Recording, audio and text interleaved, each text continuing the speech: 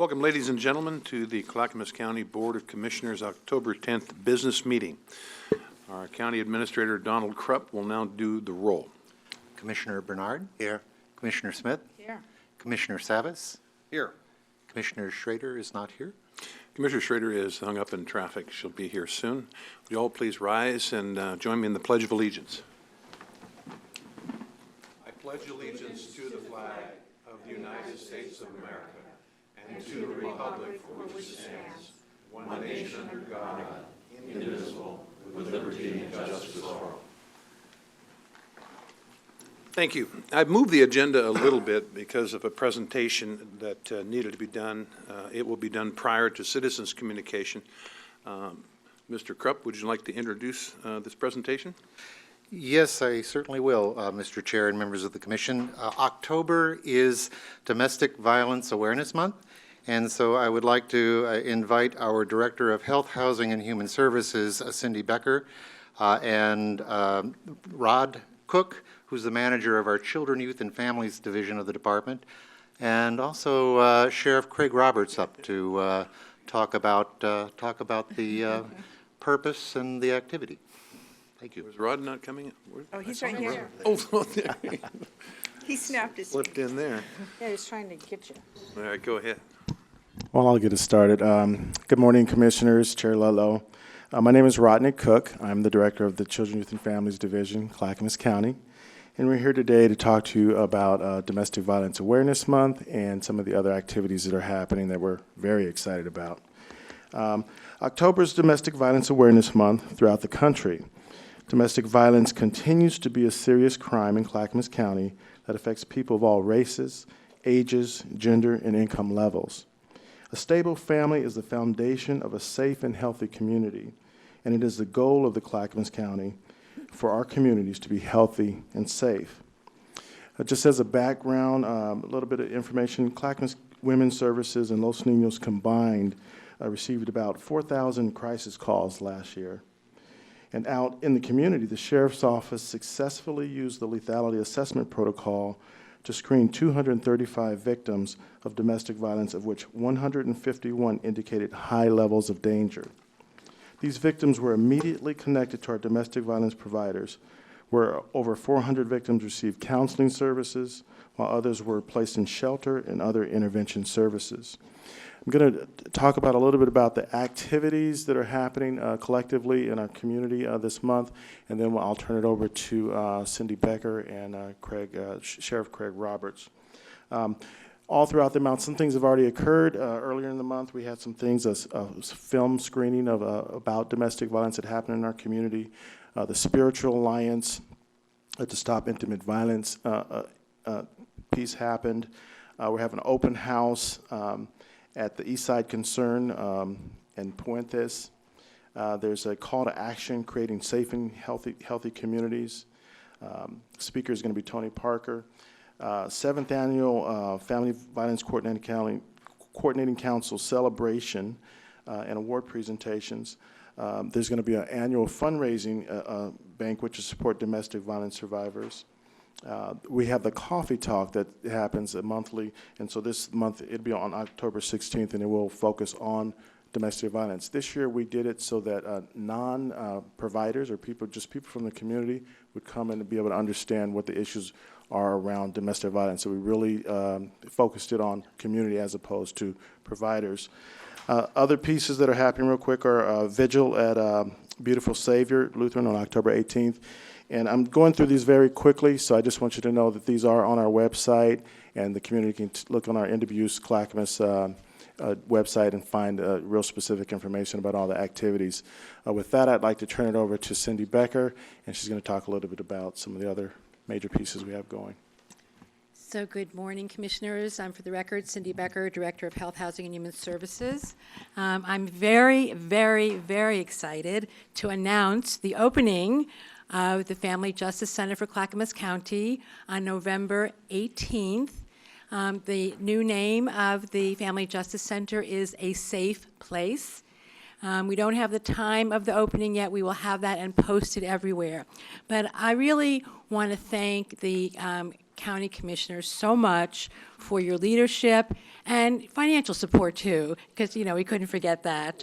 But the other community leaders that we have been working with to make this a reality. Certainly the sheriff and his staff have been key partners, Clackamas Women's Services, the district attorney staff, a variety of different people have been working together to make this happen. So a Safe Place is a nationally recognized model. Family Justice Center is nationally recognized. And it really is for, an easy way to say it, it's a one-stop. It's for people who are experiencing domestic violence to have one place to go where they can receive the support they need, the navigation they need, the connections that they need without having to go place to place to place around the county or around any community. We also will use the Family Justice Center as an opportunity to reduce inefficiencies and to make sure that the various parts of our community are connecting. And as you well know, it's a whole lot easier to connect if you are actually in one place. I wanted to just tell you briefly who some of the partners are that we've been working with. Certainly Clackamas Women's Services, who has played a significant role in moving this forward. Los Niños and Project Unica, who will bring in culturally specific programming.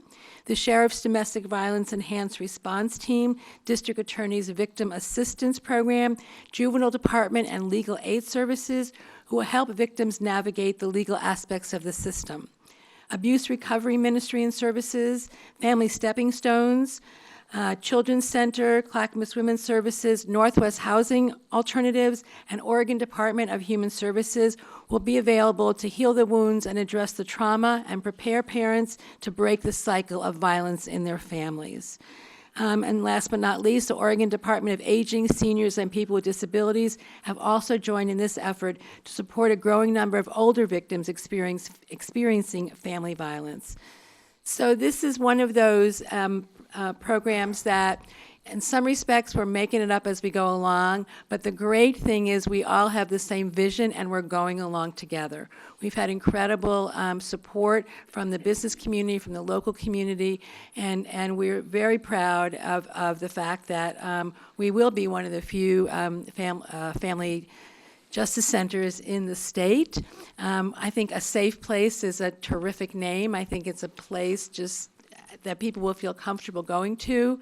And while it seems like it's been a long time coming, actually, when you look at the amount of time that this Family Justice Center has taken compared to others, it is quite short because we have people coming together with really the same vision. So it is really great. And again, I want to thank the county commissioners so much for their leadership and support in this. I also wanted to mention that we have actually Children, Youth, and Families has just received a $1 million grant that's really focused on I can never say the rural, R-U-R-A-L, rural areas of the county. This grant will allow system partners to develop local collaborative efforts in Molalla, Canby, Estacada, and Sandy.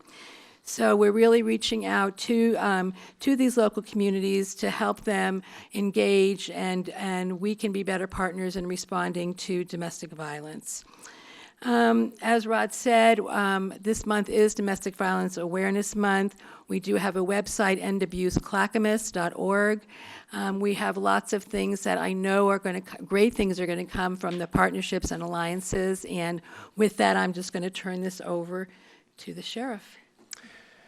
Well, good morning, Commissioners, and first of all, thank you for the opportunity to say a few words this morning. And I want to echo a lot of what Cindy has said, and to begin by saying that this is an absolutely very exciting time for Clackamas County, and it starts with each and every one of you up there, that we would not be where we're at today if it wasn't for your support on this movement that's happening with the Family Justice Center. And it couldn't be a better time. Of October is Domestic Violence Awareness Month, and having the support from the board, the county administrator, county council, Rod Cook, and all of the staff that Cindy has, it couldn't be a more exciting time to move forward in this. And so your commitment is absolutely huge. I also want to say that that President Bush signed an initiative saying that this was the national best practice for helping prevent and stop domestic violence. And it is recognized across the United States. And really, this is the first family justice center. There's some other models that are somewhat similar, but this really is the first in Oregon. And I have to say, to compliment Cindy and her entire staff, that she is moving 110 miles an hour, and I can tell you, I work closely with Cindy, and she makes things happen. We And believe that. she is just an incredible lady, and I've seen so many things happen that have partnered with the sheriff's office since she's been with the county, from mental health improvements that we've seen to this important issue that we're here today on. And so I did want to specifically make sure that I thanked Lieutenant Phelan, Rod Cook, and all the other staff from CWS and many others that really have stepped up to get us to this point today. So just in closing, I want to also make one other comment, that in October, we have what's called a Family Violence Apprehension Detail, and I'm hoping some of the commissioners might say a few words to kick that event off. And it's a day where law enforcement and Clackamas Women's Services and we all come together, not only here in Clackamas County, but across the United States, and we all go out and serve arrest warrants for those that have committed family violence-related crimes. I'm pleased to say that we've actually served over 10,000 warrants since we started it. We've actually made 34,000 attempts. And what oftentimes happens is when we go out on that particular day, we might not find individuals, but for the weeks to come, people are turning themselves in. So it's a very cost-effective model to encourage people that if they have outstanding warrants, to turn themselves in rather than having us come to wherever they might be to tell them they need to come with us. So with that, my thanks to the board and the county for all that they've done to make this Family Justice Center move forward. Thank you. Thank you. I both have of you. two more Hang things. around. Yes. Can I just, two more things. I would be remiss, I really want to acknowledge the partners who have come today. If you could stand up. You've got all their names memorized, correct? Everybody stand up. Yeah, thank you. Thank you. These are folks who are really working hard. And one more partner that I do want to mention is Clackamas Credit Union. We are going to be launching a community donation drive for the entire county to donate a variety of different articles of clothing or toys or things that, just think if you had to leave your house suddenly, what would you need? Whether it be toiletries or diapers or blankets. Anyway, Clackamas Credit Union has branches around the county, and they have agreed to host the donation barrels. We're going to be sending information out, but we want to acknowledge them. Thank you. Thank you. Hang around for a second here. Commissioner Bernard. So actually, I'd just like to acknowledge Melissa Earlbaum because she was, for me, because I had never heard of this before, the seed that got us, the board, to actually visit some sites. And it was pretty obvious. It's kind of like when you go on the Clackamas River and you see what's going on, and then you see how you can resolve that problem. It's very similar to this, except that this is it's unique, like the sheriff said. But had that seed not been there, somebody would have had to start that going. And I think Melissa Earlbaum's really, the executive director of Clackamas Women's Services, really got us engaged right away and knew the right people to call to invite up. And I guess the sheriff had known that person too. I forget his name. What's his name? Casey Gwynn. Yeah, Casey Gwynn came up and talked to us at the domestic violence event that you put on.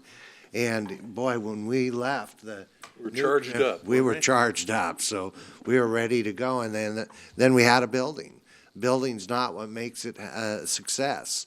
It's the people who are working in that building, and those partners out there will make us a success. I'm sure we will be, and I look forward to the grand opening. So thank you very much. Commissioner Savis?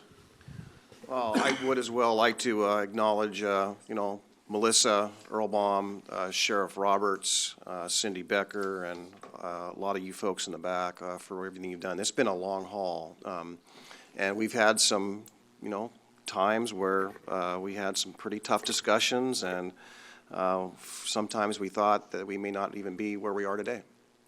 So it's been tough. I really appreciate the commitment, not just of my colleagues here today, but my colleagues have passed, because they were part of moving this forward. So I think they deserve a tremendous amount of credit for what they've done, because we wouldn't be here today without their effort as well. But I'm just pleased that we're moving along, and we're, you know, right at the cusp of the big day and the big event. And this is really something that's important.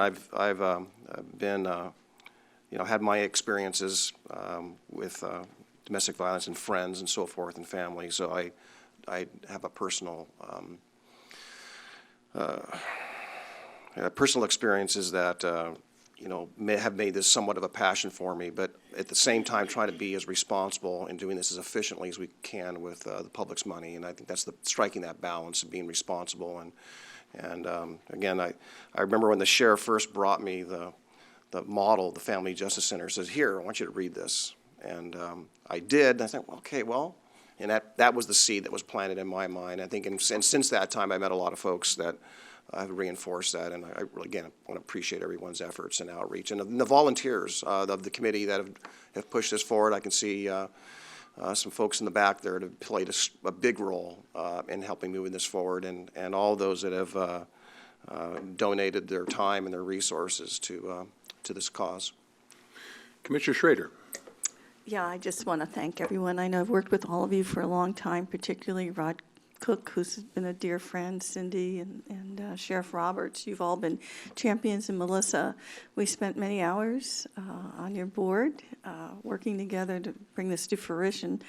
I would like to give one little shout out now, however, because I'm a new grandmother, I have become very interested in early childhood issues, and I'm very happy that Family Stepping Stones is involved in this whole process, because they're the relief nursery folks, and families that are at risk and need those skills, you know, to learn how to take care of children and be functional as families. That's where they learn those skills, and they get that help and that parenting help. And I know now more than ever that parenting skills are crucial, and it goes hand in hand with preventing domestic violence issues in this county. So anyway, had to do that little shout out for Family Stepping Stones, our relief nursery here in Clackamas County.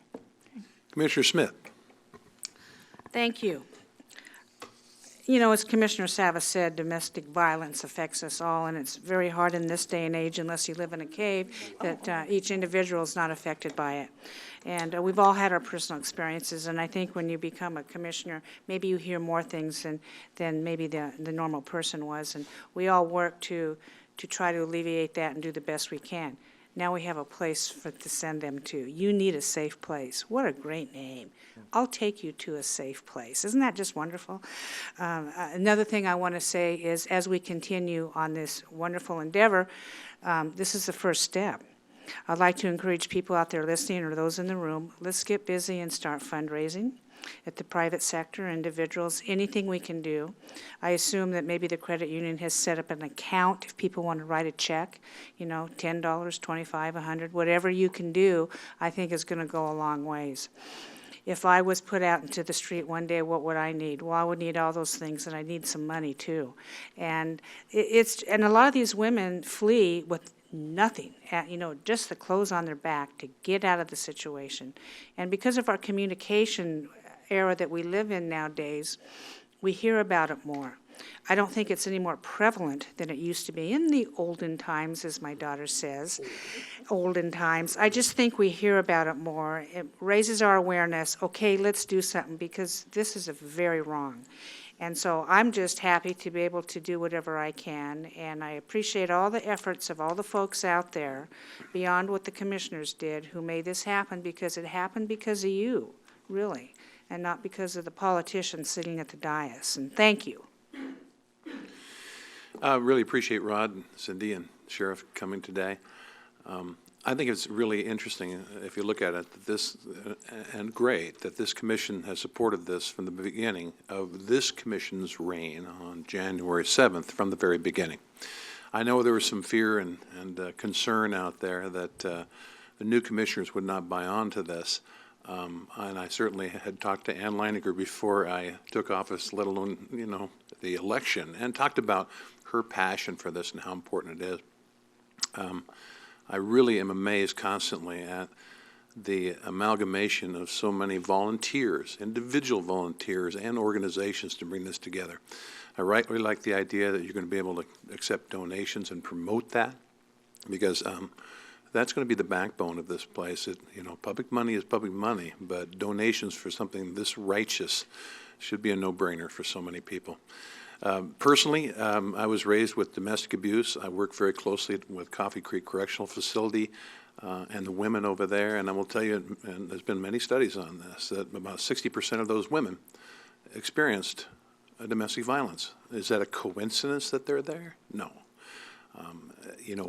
We always believe that some people, in my case, having cigarettes put out on my arm and choked and kept in dark places, that people will, regardless of that, rise above that and change it for their children so it doesn't become intergenerational, but that rarely happens. Now, I see an opportunity for that, as it's been called. It's perfect. It's a safe place for somebody to run to, because, there were times when I was just a kid and I wanted to run to someplace. But I know that's not a place for kids to walk into. I fully understand that. But I really like this model. I'm excited for it to open. I think it's going to change people's lives and give us more opportunity to touch those most in need. If a society is judged, it should be by how they take care of their most vulnerable citizens. So again, I appreciate your input today and your presentation, and we'll be there. Thank you, Commissioners. Thank you.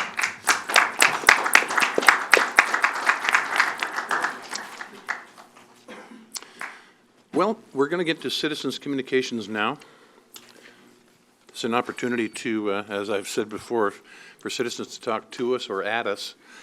And these are on items traditionally not on the agenda. You'll have 3 minutes. You can talk about whatever you wish. And most of the time, subject to how many cards I have, I'd probably extend that. What's that? Okay. Yes. I'll call you up in twos and then put 2 on deck as well. First one is Michael Reed and Christine Kozinski.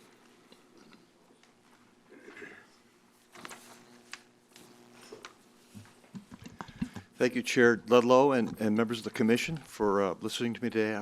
I'm here to talk about it's called a watershed event. We kind of call it AWE, which is the letters for a watershed event. This is our second annual event being held Saturday, November 2nd at Rex Putnam High School. I think the thing we're most proud of is all the partners we have in this process, which includes the Clackamas River Basin Council, the Clackamas County Soil and Water Conservation District, SOLVE, Clackamas River Water Providers, River Health, which is WES, Rex Putnam High School, the North Clackamas Urban Watershed Council, and the Oak Lodge Sanitary District. This theme and this effort that we've been making now for the second year is about helping the community to understand the value of watersheds and the fact that watersheds health is so important to the health of the community. The theme that we use for this event is we all live upstream, because in the year in previous years we always heard about how we all live downstream as if we're victims of other people's pollution. But in reality, it's in our own communities where we are responsible for doing what we can to keep the water clean and safe and protect the habitat and the natural environment in our communities. The reason why I'm here talking to you today is I'm hoping that some or all of you could find some time on your calendar on November 2nd to join us at Rex Putnam High School. This event will include displays by students and by all these listed agencies here, but also has a little opening session that just goes from 10:30 to 11 o'clock, 1/2 hour. And we've been hoping that perhaps members of the commission could show up and talk about their vision and perspectives on the value of watersheds in Clackamas County. As you can tell by the list of participants we have here, we have virtually every agency and nonprofit in the county who's interested in water quality. And it's most important that we also reach out to the young folks in our community, and the Rex Putnam leadership class takes a big role in producing this event. So anyway, watersheds are important to all of us. They're part of our community, And we're hoping that some of you or all of you might find the time on Saturday, November 2nd to join us at Rex Putnam High School. Thank you. Commissioner Savas. Chair Ludlow and my colleagues, I just want to mention I did attend this event last year, and I know it is told it's growing interest, and I worked in the at Oak Lodge Sanitary as a director there for several years, and we have made significant gains in recognition of the watersheds and the asset to the community and what's at risk. And again, just trying to put emphasis on the priceless asset we have, which is water.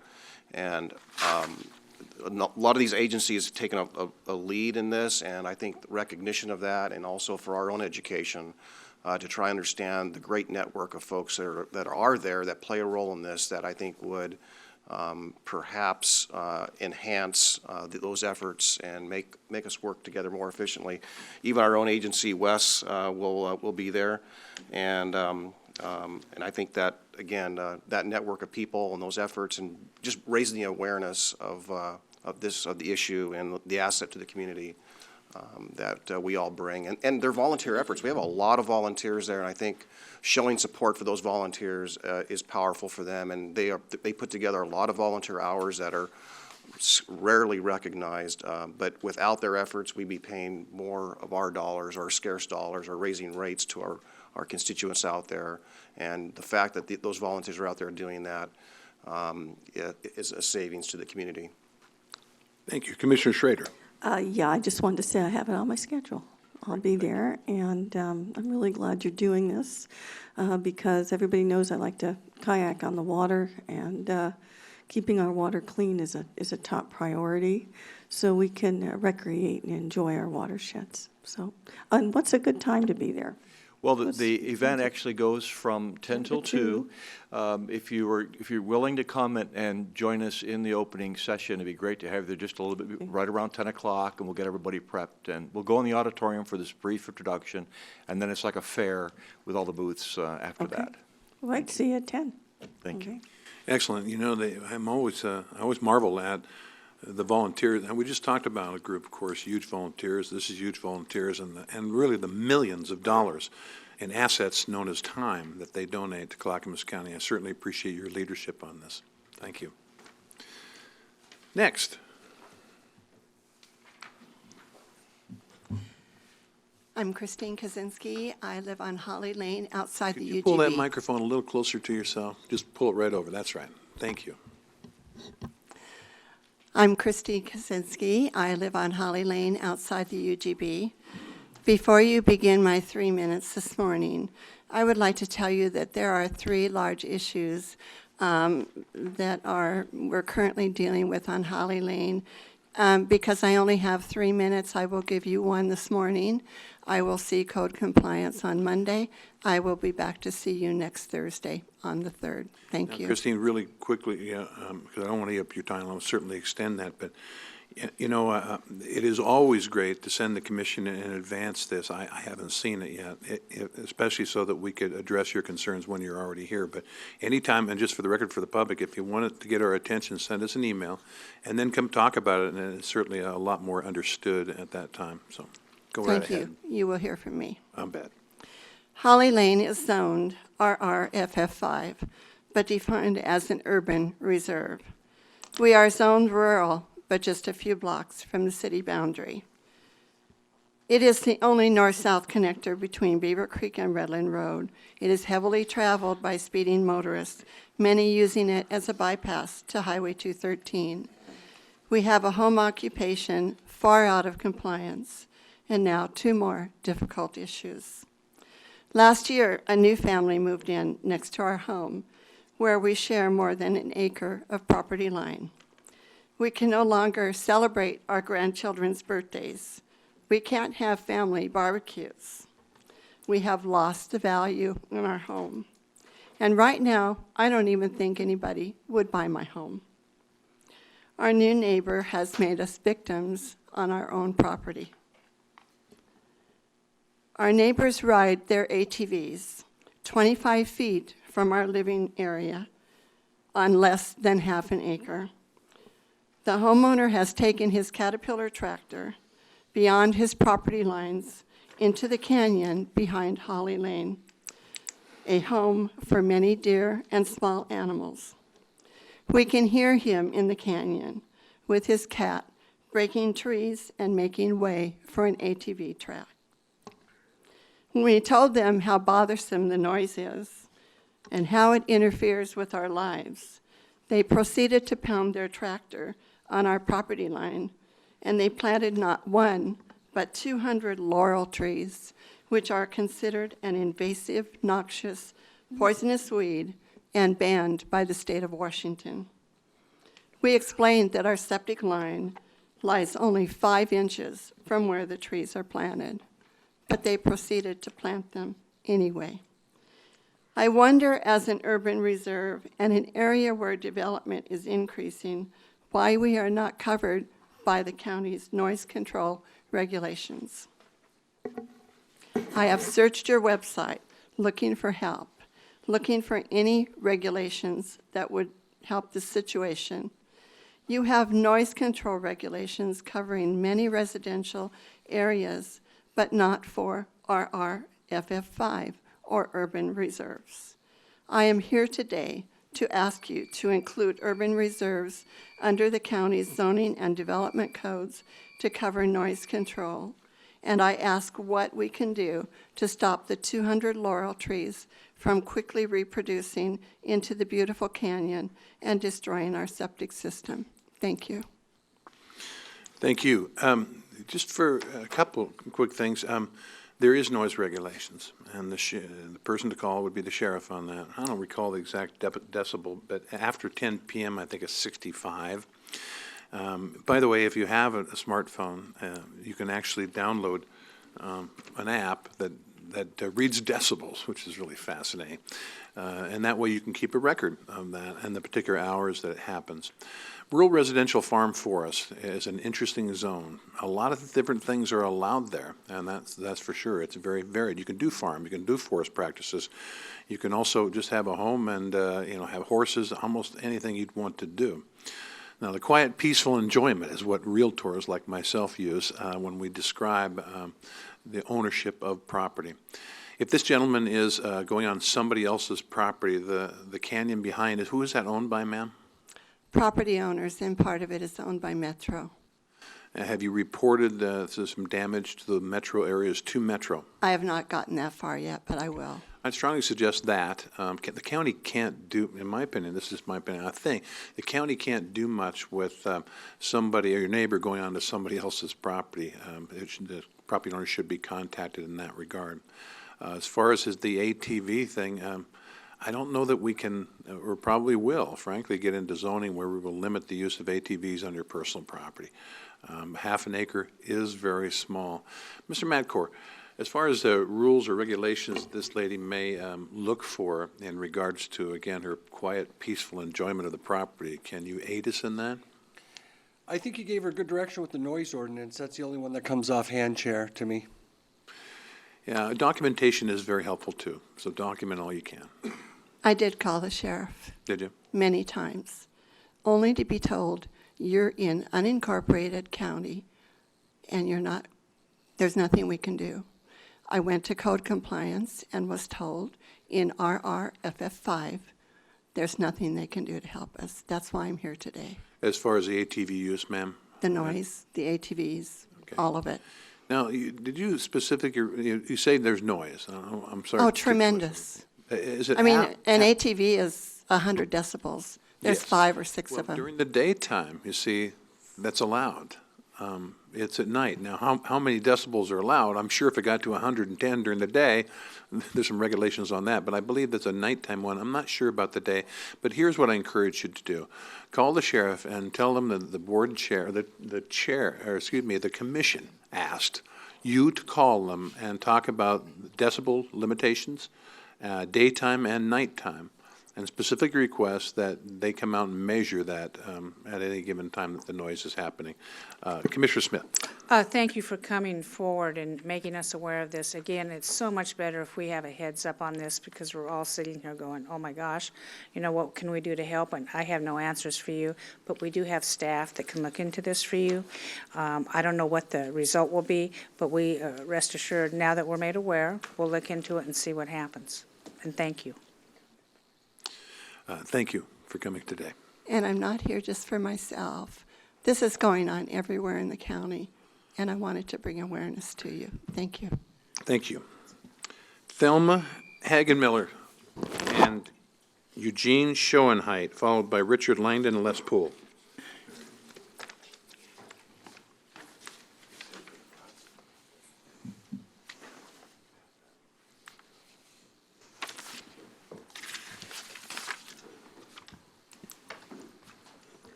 Good morning, Commissioners, Chair Ludlow. My name is Thelma Hagenmiller. I am here this morning to present a public document that I want to make sure is addressed related to the board order before you this morning that is recommending you adopt vacation of 27th Place in Milwaukee Park Plat number 165. This public document is a part of TriMet's design review plans, and it says that TriMet cannot demo 27th Place and relocate the utilities until the Elks fire access realignment and private sewer has been completed. Let me make myself clear. I am not speaking against the vacation that TriMet is requesting for the construction of their Portland-Milwaukee light rail parking garage. I am here because I have sat, I've sat in too many land use hearings over the last 25 years where an issue has come up and the citizens were told that the issue should have been addressed during design review. The problem with that is that the public is not at design review meetings and usually doesn't know the process for giving input. I want the public to know that TriMet's plans for the structure have been filed with the county and are available for viewing at the engineering office on the third floor of Development Services building next door. TriMet has scheduled the review of their plans for their Park Avenue parking garage to come before the county hearings officer at 9:30 a.m. on Thursday, November 7th in the auditorium at the County Development Services building next door. Thank you. Thank you, Thelma. Eugene. Well, I basically came here to talk about the same subject, the 27th Avenue Place vacating, and what I really want to talk about was your board order and how your board order is written. And I'm reading your board order, and it says the vacation of this portion of 27th Avenue will have no negative impact on the traveling public. I don't think that's an accurate statement. 27th Avenue, of course, we know it's being used by the Elks. It provides access for service, RV vehicles, tour buses, trash, utility vehicles, and emergency vehicles and fire trucks. It's also the required fire entrance for the building and the accessory building. Your board order basically states that the parties have signed an agreement to vacate 27th Place. And in your documentation, where is that documentation? It's not with your board order. It should be listed as an exhibit as part of your board order. If there's a road replacement plan for 27th Place, where's the map? Where's the map? Where's that exhibit in your board order? That should be included in your board order. And currently, as your board order is written, it basically allows TriMet the authority to remove 27th Place. There's no guarantee that TriMet will provide access to the Elks now or any time in the future. I mean, this is what your board order says. And it does, and your board order does not even require that a new street be constructed. Also, the Elks Lodge could be shut down any time if TriMet fails to provide access during or after construction. You know, it's a fire access, and my recommendation to you is it's time to rewrite the board order to meet the legal terms necessary for the contract. All right. Thank you. You, look, you know, Eugene, and for those out there, you know, if anybody doesn't believe that their testimony makes a difference to both commissioners and commissioners individually and those of us at large, they're wrong.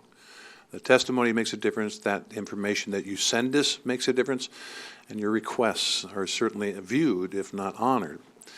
Towards that end, I'm going to interrupt this for a moment, and rather than potentially pull that agenda item and discuss it, I'd ask you to have a seat, and I'll ask Mike Benzer, our county engineer, to come up so that we can address this particular issue, okay? Mr. Chair, just so Mr. Besner understands the full gravity of this, but I think there was a couple things that both Thelma Hagenmiller and Eugene Schoenheit left out, and I know I know the road and the place and the Elks Lodge, but in the very back, the western part of the property, access to there from the Elks it's a very, very steep incline down to the lowest area, where it's somewhat almost it's quite dangerous. But for some vehicles, you just literally cannot get back in there if you have a long vehicle like a trailer or whatnot, or emergency vehicles. So the primary access is through 27th Place. That really is the safe route for ingress, egress, and I guess that their concern is, and I understand that it's not explicit in here, but the concern is that there is a sequencing, that there is always going to be access. And I don't think we're practically understanding the technical nature of the agenda item and the board order, that that's the place to place it, but it should be noted and documented and on the record that TriMet and the contractors recognize we have to have safe access to this 24/7. So as long as that's established and it's clear, I will rest at ease, and I think most of the community will as well. Let's let Mr. Benzer explain what he researched and what he knows. Yeah, and comments on the board order are well taken. We'll consider that in the future. It is a road vacation that the Elks actually have signed off on. They've signed a consent to vacate. Same with TriMet. They're the only two property owners involved. TriMet has committed, and they have an agreement with the Elks to build, and I have copies of it if you want it, but they have a plan to build them an alternative access to get around coming from the front that the Elks are happy with, which is why they signed the consent to vacate. The fire department has also well clued in on it, and we have emails from them saying that they're okay to proceed with the agreement in place between TriMet and the Elks. However, the clarification is that the road that is due to be vacated will not be given over until new access is provided. Correct. Now, the Elks... Well, it won't be, it'll be given over, it will be vacated, but TriMet will not remove it until the new access is constructed. So people will have access during that period of time? Yes. Is that on there? Because that's what's important about here is if you vacate and that goes through, they own it, they make their own rules because it's private property then. They Well, have an public in this case. well, they have an agreement with the Elks that won't happen. And what Thelma said earlier is correct. We have a design review process. Well, I was told that there was an agreement in place that won't happen. Well, it's interesting why the Elks would sign off as an owner without assuring themselves that that access would be in place. But the fire department themselves have said this road will remain open, at least to the fire department, may I assume that. This will remain open until such time as the new access is provided. Is the new access provided only for fire or is it for the general public? Well, I do have copies of it here. I mean, it's open. It's not, I mean, I believe it's to get to the rear of their building because that's where the new access to the rear of the building will be. And you don't, how about the topography? Now, again, the Elks we hope we would be negotiating their own deal on Yes. this thing to take big vehicles in. Is It's a that much possible? preferred option than the other way. Okay. Like I say, they signed the consent to vacate, given all this. Could you please make those, even if it doesn't go forward today? Yeah. Could you put those on the website along with this, those maps and stuff, because they were requesting how this thing goes together? And are you aware that these maps are available, out there in the, the DRB or the Planning Commission or the Hearings Officer? This stuff is already out there in the general public, include those maps you have in front of you? I couldn't tell you that for sure Let's right make now. it so. How's We that? will. No, I heard that loud and clear. Commissioner Savas. I just, if there's any document that, states specifically that will be the case, Yeah. that access, ingress, egress will be uninterrupted during construction time, that there will be some sort of access, I think that would be sufficient. I think there's a concern, and every now and again, things get overlooked, and sometimes things are said, never memorialized, and then they're forgotten, or staff changes, and Yeah. and the people who are now doing the work didn't realize that a verbal agreement was in place when it was not, again, written. And I believe it is. I will get a copy of it. And like I say, what I do have here is TriMet's email conversation with the fire department stating that. Yeah, could you chase down that document from the fire department, making it an edict, an order? It shall be there, because access is key here for the fire department. That's why they're taking care of it this way. But could you trace that down so the people in Clackamas County and those concerned about that area know for sure that that is a requirement? And I saw an email where it said, that there will be, but an official order and/or clarification by the fire department would probably help in this matter. Other than the email? Well, I think I don't know how the fire department does that. See, I don't know if they write an email and say that's good enough. I don't know if they've sent them an official letter, so you will not. But perhaps even the hearings officer, when this thing comes forward, ought to address that. Yep. There will be fire access, at least, and subject to the Elks negotiations, there'd be public access, not only temporarily, but permanently on that access provided by TriMet on their property. That sound reasonable? Yep. All right, any further questions about this particular matter that's on the consent agenda? I want to emphasize something here. The county is here to protect their citizens, that's for sure. But when we're negotiating these kind of property situations, when the Elks signed the vacation order, they probably should have made sure they had in writing everything they wanted. And that includes the access to not only the fire trucks on this property, but also their particular access, public access, restricted access, exclusive easement, not exclusive easement, whatever should be actually looked after by the participants. The county is there to help, but not to suggest particular legal remedies, in my opinion. So anyway, thank you very much, Mr. Besner. I appreciate you appearing. And on to other testimony. We have Richard Langdon and Les Poole.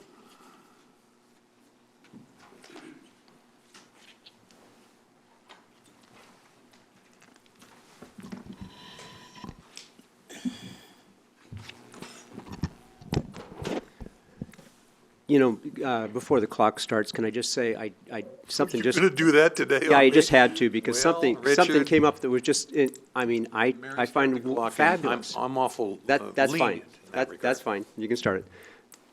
I am so impressed with this administration. I've been here time after time after time in the previous administration. I've had the clock shut off on me when I ask questions, as Eugene and Thelma asked, and the lady up on top of Oregon City.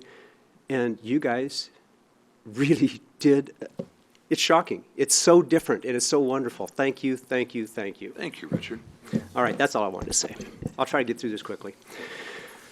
I also want to do a thank. I want to thank the commissioners. I wasn't here last week, but I did watch the videos last week. But I'm so thankful for the apology, the long overdue apology from Clackamas County. I got calls from friends. I got emails from friends across the country, Canada, one from Europe. People are watching us there, Richard? They actually, it's unfortunately because of the Oregonian, it's in newspapers in Europe. My photograph and the absurd words. It's very bad. It's damaging. some of the people that called me said, please thank the commissioners for me. Anyway, I just want to, and they read the articles, they saw the articles of fiction peddled as fact from the Oregonian. They saw all that some of them were here. So thank you. On to the PIC policy. I want to make certain that I and so many others don't have any problem with adoption of a PIC. That's fine. It's just not an issue. That's fine.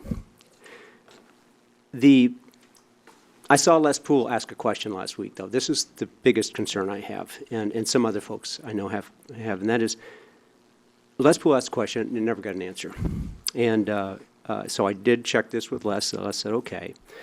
You see, what I'd like to do is to understand the difference between a person that's rude and didn't meet the PIC's sensibilities or is generally unacceptable to a PIC for some reason versus a person that actually broke a law. So I want to ask a question. It's just a yes or no question. It'd be a good idea to have an explanation of that yes or no answer afterward, just because it has to do with the constitutional implications of the yes or no. Now, to be clear, I'm not talking about after a PIC asks someone to leave. I'm talking about before. Because Are we talking about the library ordinance or the PIC specifically? PIC, but possibly the library. I haven't spent a lot of time looking at the library one. I have issues with that too, I think. I'll have to go back and look. Go ahead. But this is about before they ask somebody to leave. Because, see, by asking somebody to leave, they essentially have thrown them out. And in fact, if that person doesn't leave, then they're subject to a criminal trespassing law by virtue of ORS 164. Correct. I'm just about to the question. So my question, I'm sorry, Les's question is, with regard to a public space open to the public during business hours, that sort of thing, can a PIC ask someone to leave without that person having broken a law? Mr. Madcore. Yes. I don't know. And as I asked, maybe you can explain that because of the constitutional implications of that. There's no constitutional implication about asking somebody to leave for being disruptive on public property, for interfering with the conduct of official government business, for creating a hostile or threatening atmosphere for members of the public trying to engage in legitimate conduct. If you're committing criminal activity, the call would be to the Oregon City Police Department, and there'd be no need for the person in charge. Thank you for your answer, Mr. Madcore. All right. Mr. Poole. Good morning. I attended the roundtable recently, and I emailed a letter that was in the Oregonian to the county and to the commissioners that was written about the Planning Commission and some things that have happened in Lake Oswego. Over and over again, the problem that I see reoccurring, and I'm not here to say whether it's intentional or not, is that those in charge do not conduct a process of outreach to the public that is adequate before something is placed on the agenda. And regardless of what one's opinion is of any issue, we find people showing up down here and saying, well, wait a minute, what are you doing? I didn't know what was going on. How come we didn't know the boat ramp was going to be closed? What's this about a exclusion ordinance? You know, the current action that the commission is attempting to take on dealing with folks that are out of line, I'll use that term, is a far cry from what was originally introduced. If you go back and look at the original exclusion ordinance, not only was it unconstitutional, unfortunately, in my opinion, but it was in the staff report, it's just an update of the code, just some housekeeping, so to speak. And so a lot of the pushback you get probably makes you feel like we're attacking you, probably makes you feel like we're overreacting. But as Commissioner Bernard said last week, 80% of the citizens polled don't trust government. That's a heck of a lot of Democrats, Independents, and Republicans. He followed that by somehow getting off into the trees about people hating government, and I thought that was a ridiculous accusation. What people are hating is a lack of process, a lack of involvement, and they're certainly concerned about the fact that we're trillions of dollars in debt and we continue to spend. I'm not defending what's going on in Washington, D.C., but I can assure you I don't need to read the 2 damage control letters sent out by Merkley and Schrader, who never write anything in the newspapers. Suddenly there's 2 articles in there, and I'm sure they're all about the citizens who hate government and the evil Tea Party and a bunch of other damage control cliches. I hope all these citizens will read those articles, and if I'm wrong, I'll correct myself next week. Last thing I want to mention is with regard to dealing with disruptive people, we need this to be a safe place. No one disagrees with that. All the public buildings need to be safe places. We need to get together and talk about it ahead of time in the future. That would be a real blessing. And with regards to the answer that Mr. Madcore gave, the last part of his answer got into someone committing a crime. Disturbing the peace is a crime. If I get out of hand here or start raising you-know-what, by all means, I deserve to be removed. But otherwise, passionate people that come down here, even if their mannerisms are poor, they really need to be heard. And hopefully we'll have less disruption with a better informed public in the future. Thank you for your time. Thank you. You know, very briefly, there has been and still is with most government entities a methodology as to how they expose things to the public. Now, we take a lot of input on what should be on the agenda from staff, as well we should. Our agenda is set by the county administrator and myself. Certainly, we look heavily to staff to see what is up and what should be up. Now, for folks that want to watch us out there and know what is happening, it's all online for weeks. Now, we go back to the boat ramp thing, which we will address later on as an example. Again, staff brought us some stuff, and probably we've already said that probably we should have done at least a 250-foot around there mailing and let people know that this was being considered, and that's all it is right now, considered, and we'll deal with that later. But the Family Justice Center was just talked about before.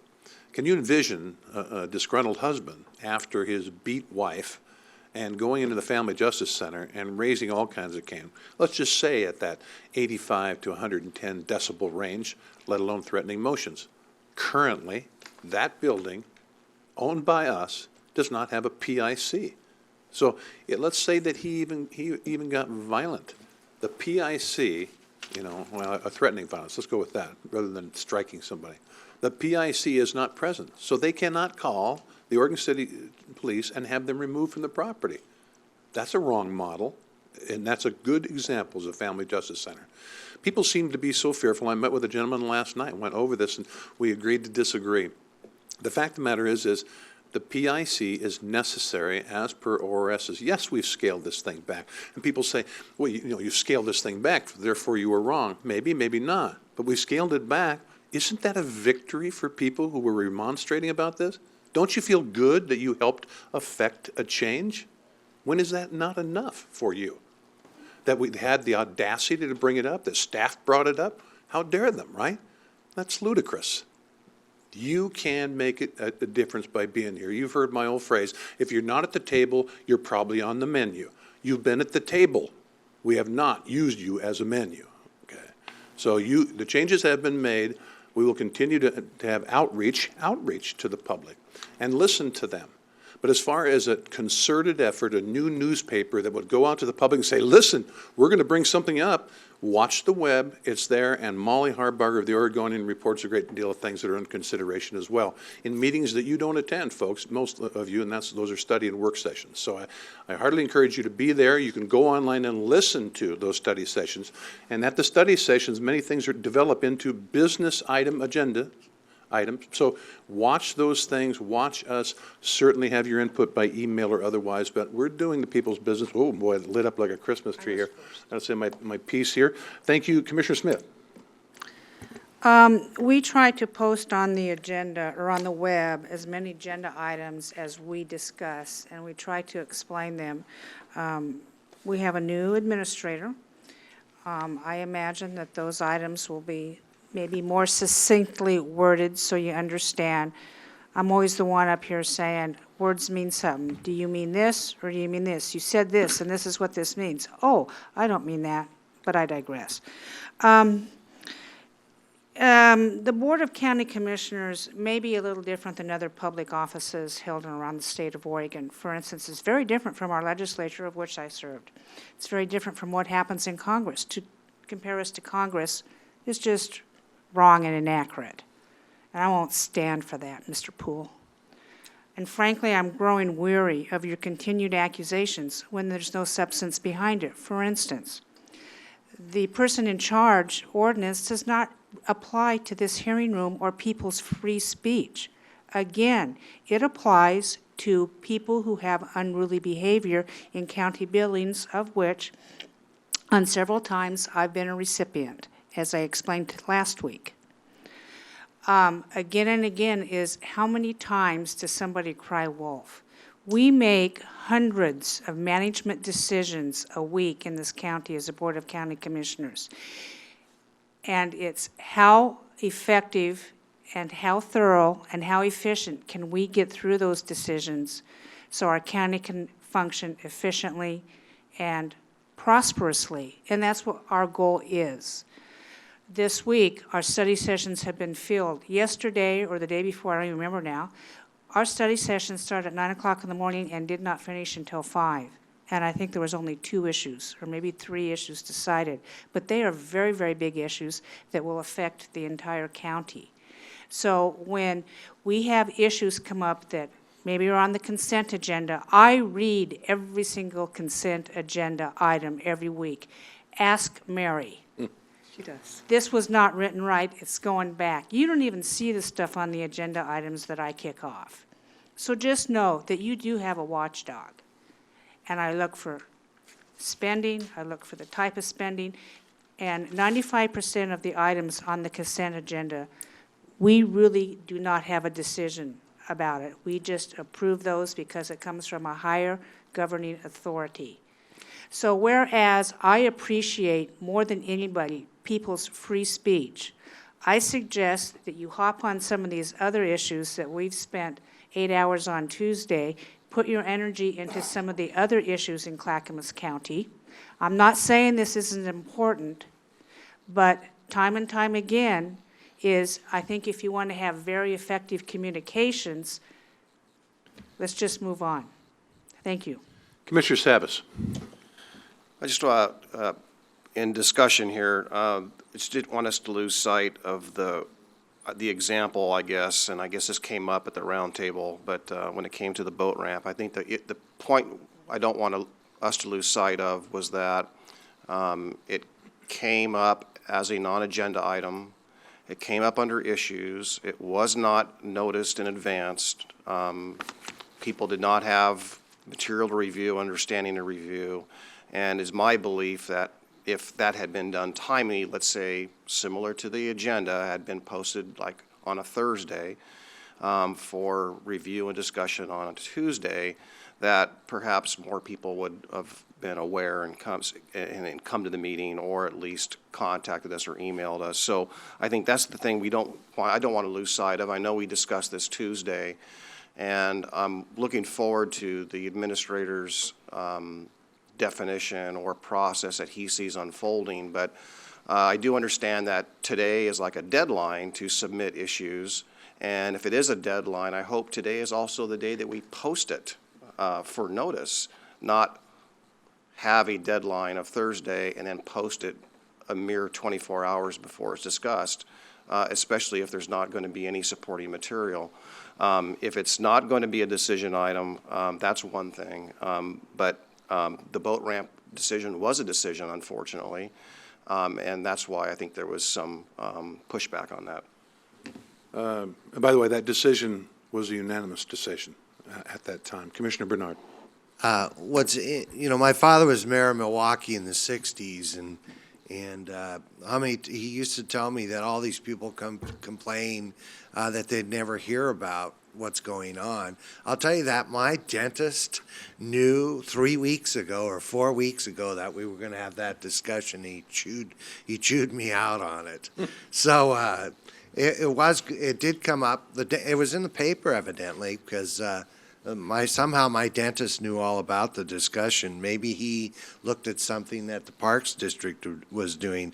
But I remember in Milwaukee when we were doing some Main Street projects, we're about to start the project. Somebody comes up and says, I didn't know anything about this. Well, they had a door hanger. They had a newspaper article, and there was public notice on the webpage at the time. So there is a responsibility on the part of the public to be aware. I'd say the lack of newspapers on Monday, Tuesday, and Thursday have actually shifted that responsibility more to the web. I don't watch the web every day, but I'm starting to look at the web and see what some of the issues are, the articles are. So it does actually require a little bit of a shift in our responsibility. But we can't mail every potential person in the county that there may be an impact on them. But by law, we have some requirements about how we let those people know. Until the law changes, we're certainly following it. But the boat ramp's another story. I think we could have done a better job on that, and as my dentist told me yesterday, too. I want to compliment County Administrator Krupp, who has requested of the commissioners, as Mr. Savas has said, that we send in any issues we may have, and he'll have his as well. And I believe his intention is to post, for example, today, about what will be coming Tuesday. That'll give people days to review that. Now, again, issues are very limited information. I'll agree with that. But I assure you, most of the time, that was an anomaly, that these issues rise to the level of either becoming a discussion item here, a study or work session on Tuesdays, or even a planning session on Wednesdays. But they're just a snippet, and again, if you want to know where that snippet went, it's all recorded and available at our website. But again, my compliments on delineating what we should do. As a brief history, when I came here, the issues were drafted by the county administrator and brought into the meeting on Tuesday. Nobody knew what they said, I requested that he change that, brought that to the board, and the board said, yeah, at least 24 hours in advance. Now, that was before, that was Mondays. Now, Mr. Krupp has dictated that it be Thursdays. Did you want to say a couple words about that? Well, we're not yet ready to actually post notice on Thursday evening because the deadline for receiving issues is going to be tonight, Thursday evening. So in regards to a simple list, I think your deadline was 5 o'clock or was it 6 o'clock? Close of business this evening, Thursday. Perhaps you should make it 5 o'clock and then give that hour to get it posted. Is that going to be too tough? I'm very happy to do that. So that'd be agreement on the commission to do that? So let's move that to 5 o'clock, and that gives an hour to put it on, and then it's on Thursday. So again, we're listening to people. Thursday would be great as an issue. Then you have a chance to contact county staff about that if you wish, or your favorite commissioner, and have them further investigate what this issue might have to do with. Commissioner Bernard. And just to be sure, it doesn't mean we can't bring up other issues. It's just that and there will be some that happen over the weekends. It's just that, the focus will be perhaps on the issues that are listed. Making a comment about we need to start studying this or that is certainly not limited at all. Right. Correct? Correct. Yeah, it is very rare when an issue is brought forward and even a consensus is given. The only consensus that's given is to move it to more study, not a decision to implement it. So again, that boat ramp thing caught us by surprise, and we've learned from it. Next, we have Mac Woods and Tina Olson.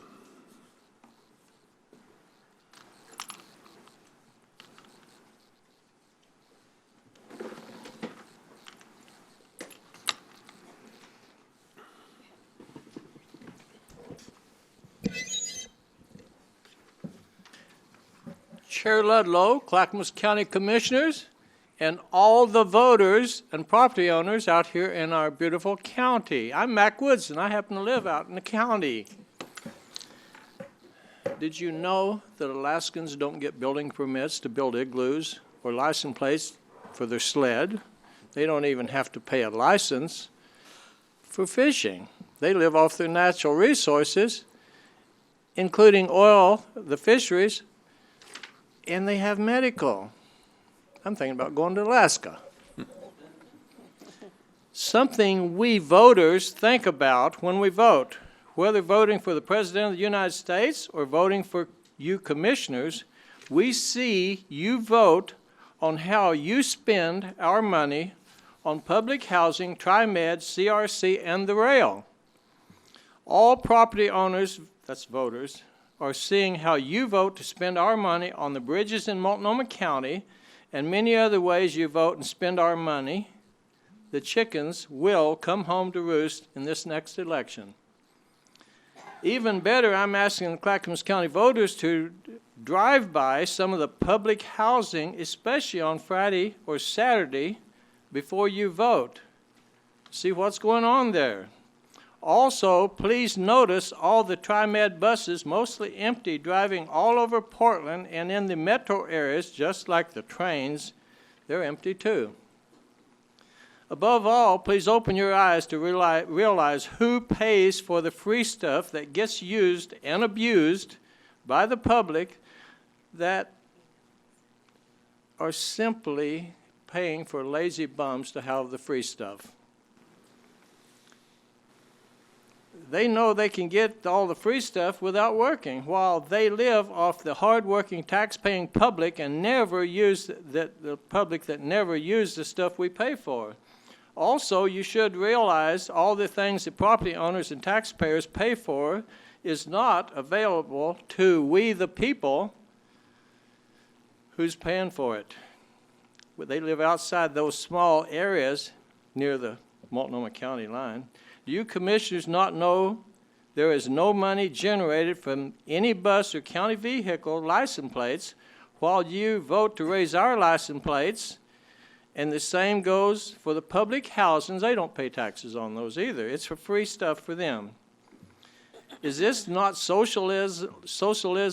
What are you thinking? And if you don't understand what we see some commissioners are doing, we'll vote you out. Please schedule a time that I can meet with all commissioners for about 30 minutes to explain what the commissioners don't know about our veterans, and I can educate you on what you don't know. Maybe 30 minutes before or after your next scheduled VA meeting could be better for your commissioners and legal staff too, for your benefit. I'll change my schedule for that. Thank you, Mr. Chair Ludlow. Can I have one question? Depending, but go ahead. You? For me? Yes, sir. Go ahead. Can you contact Mr. Bernard and ask him how many properties he owns on Block 37 where the light rail is going through there? Or is there any he doesn't own that he's claimed he didn't own, when I showed all the commissioners some time ago that he in fact Mac, did own it? You know, you and I have talked about this. Yes. And the fact of the matter is you initiated an ethics complaint on Mr. Bernard, of which Yes, he sir. was exonerated for. Mr. Bernard owns property, I own property, everybody up here owns property. And it is none of my business as to what property each of us owns. It's just none of my business, But you especially and I when are it not doesn't voting rise on to that. the level of an ethics complaint or a legal complaint.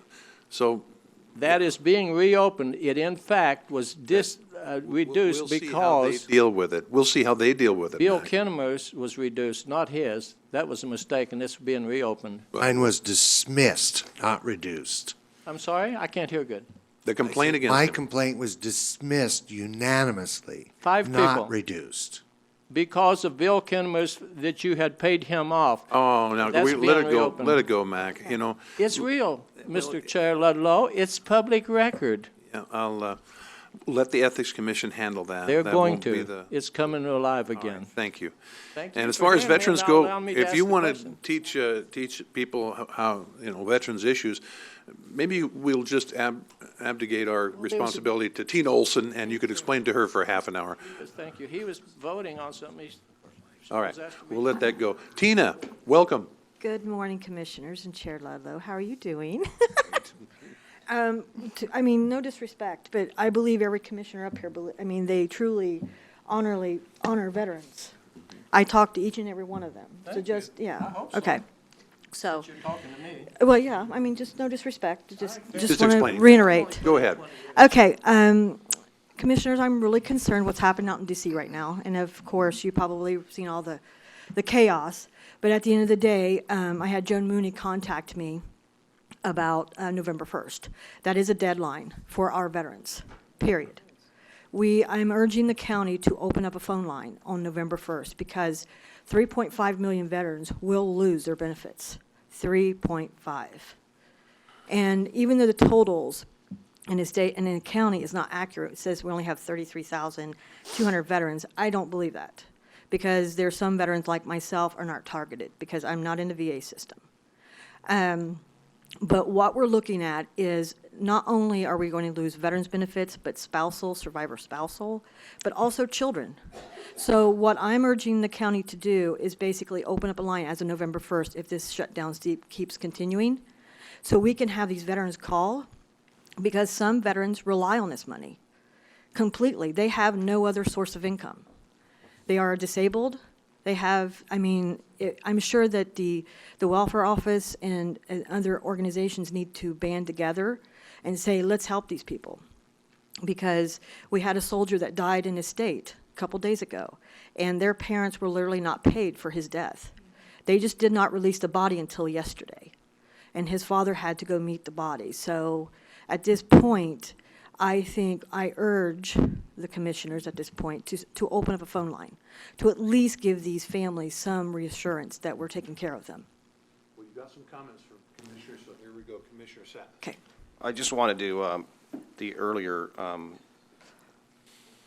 comments from the previous speaker. I just want to ask, I just want to ask, have we voted on any bridges in Multnomah County, we as a body, or any vehicle registration license fees? I'm not aware of. I'm not aware of that either. I just wanted to ask my colleagues if they're aware of that. Several members of this board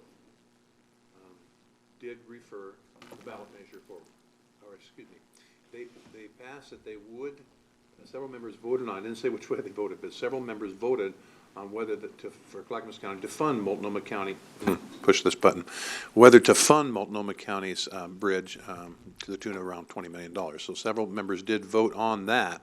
Then it was referred by the voters, by referendum. And so as to this board, this current board, voting on anything to do with the bridge, it never happened. It hasn't happened. I know you know that. So I'm sorry, Paul, go ahead. Yeah, I just want to clarify. When that vote took place, that was, I believe, 2009 or 10. I believe that took place, and at least I wasn't sworn in until 2011. But I just thought if there was something recent that changed as far as vehicle license fees, it is not this board. Martha Schrader. Yeah, I wanted to move back to the veterans piece because, Tina, you said you talked to Joan? Yes. Okay, and what exactly did Joan say? Yesterday on C-SPAN, I watched the whole conversation as Eric Konchecki basically went in front of the Veterans Committee out in D.C. And he's concerned. He is highly concerned because a lot of people don't realize that this is the only source of income for these veterans. And they will either get basically thrown out of their apartments or their houses at this point because that's all they rely on. And I've had people call me, numerous people. They right now in the veteran community, it's chaos because everybody is scared because they're hearing multiple things and they don't know what the truth is at this point. Well, yeah, what I heard, I was listening to NPR. As I drive back and forth, I have that on, and I heard Shinseki speak. And what he was saying was that they're already behind in their VA claims. Yes. And this is putting them so far behind Well, You know, before it's he- really concerning because they've been trying to meet deadlines anyway, and now with the government shutdown, or, you know, these, who's essential, who's not essential. You know, it is kind of a chaotic mess out there right now. He did say that, yeah, his concern was this wasn't, now I have heard, and I don't know, I've heard, and I haven't verified this, that Congress is going to, you know, they're kind of piecemealing back. They are piecemealing. Pieces of government, which I wish they would just, Joint resolutions, and yeah. it's just going to take care And of that it for a little veterans would be, and veterans would be a piece of that. I know I've heard a lot of rhetoric, but I don't know where that is and what's happening with that right now. Basically, what has happened for especially this soldier that died, a private company has stood up and basically gave the parents some money at I this read point. that. At Five point. of them, five. Yeah, and it's Fisher House. Um, So, I mean, at this point, the claims is an issue, which they've been working really, really hard to get up, but this has put it now another probably 2 years behind now for putting claims through. Well, we're going to, by consensus here, just ask Mr. Krupp to look into this matter with Cindy Becker and others to see if, you know, a phone bank would help, a phone Yes. number, but I don't know that it needs to rise to the level of that, because I don't know necessarily what we can do. You know, if we get a phone Right. call, it's Fed stuff, what do we do? Well, you know, and the only thing we can do as a county was, I believe, is we can open up a phone line to direct them to agencies, to the welfare office, to the state office, to nonprofits. We can guide them and channel them so they will not be thrown out of their apartments and their houses. And subsistence food also, because that's going to be an issue. Aren't VSOs, Veterans Service Officers, aren't they the exact people that need to have that phone call? I would say so, but a lot of these veterans like myself, we don't see a VSO. Well, and that's an interesting, I'm sorry. Yes. Go ahead. May I say something? Okay, VSOs, they're real, what they are supposed to be doing and what their job is, they are the ones that work with a veteran to make sure that their claims to the VA. County employees, right? Right. They are county, but the state has like Jurisdiction training over and them. jurisdiction. Yeah. You know. And some of the VFWs have VSOs, and it's a pretty significant training, evidently. I know they're going to have a 2-day training soon. They are. In October. October. But that is just kind of a required once a year. But prior to even just doing these requirements, they're fully trained as a VSO. Right. So what happens is, what you're trying to do is get the veteran aligned with what he is legally, can have because Right. of his service from the federal level and the federal government and the VA, and get them, for the health care and all those kinds of things. That then relieves us at the local level, because then we have more capacity to serve folks who maybe aren't veterans but need services as well.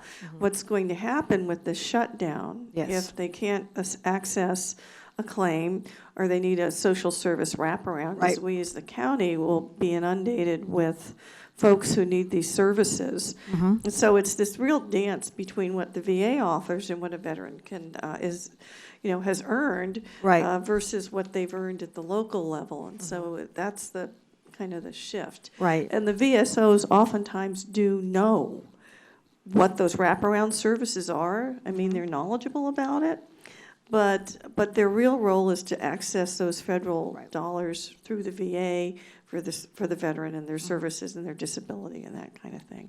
So that's, it's kind of a nuanced situation, I guess. Right. Best way I can describe it. Commissioner Smith. Thank you. And Tina, I think what you say has validity, and I don't want to dismiss your concern of the government shutdown. Okay.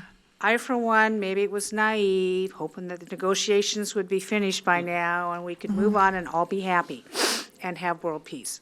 Well, it looks like it's going to last a little bit longer than that. I was just on the phone to Representative Greg Walden this morning, and I expressed my concerns for that. They are heading over to the White House probably right now to try to get this going.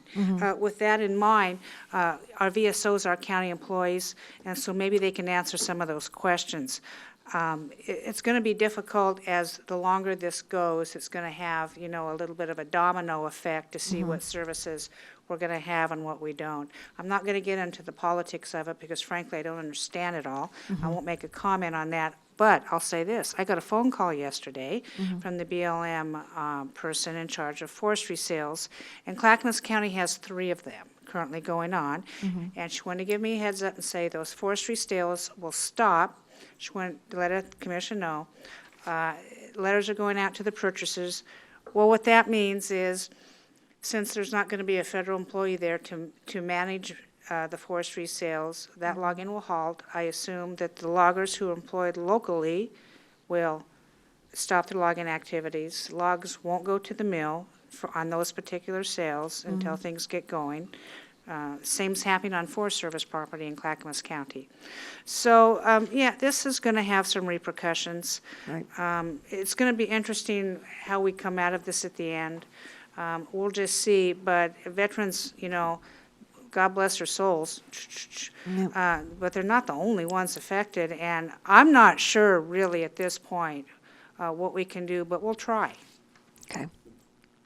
I think the result of this is that Mr. Krupp is going to look into this, and, you know, because of the unknown here. I know. You know, and like I think Martha said, piecemealing it together. It is. The feds are. You know, you're right, that if it continues, there's going to be a tremendous need expressed. Yes. Or people will be thrown out of their homes, and that's not what anybody has an idea. Mr. Bernard? Well, the House has already passed it, so it goes to the Senate for the president to sign. You just checked on it. Oh, did you? I don't think there's any question that it'll pass. I mean, that's crazy. So I got to just add one thing, that my stepson's in the military, and Yes. all the civilians have been let go. They have. So he, I can't tell you what he does. I'd have to kill you. I know. But, but so they have no access to huge databases that they normally do, and advisors. So, I mean, the concern is there. I'm not sure if he gets, if he's getting paid. Right. But he's in Germany, so, you know, he probably has that rent issue too. And his wife is also in the military, so there's no income coming in Right. from that family. So it is something that needs to be taken care of, and hopefully it is before it's Right. too late. Tina, thanks for bringing this to our attention. Chair Ludlow, can I comment on what I've sat here and listened to? No, you've had your 3 minutes, Mac, I'm afraid, and more. You've had plenty of time. Oh. Come back to us next week or write us a note. Well, may I please. say something else? I do want to thank each time one is of the still up. commissioners for your support for my advocacy work. You guys do honestly care, even though some people think you don't, but I do, so Thank you, here's Tina. where that. That Thank means you a so lot to much. us. Thank You you. have a good point, but it's not. Now, There's one more. yeah, I have it here. Now, we have the speaker, Cindy Lewis Wolfram.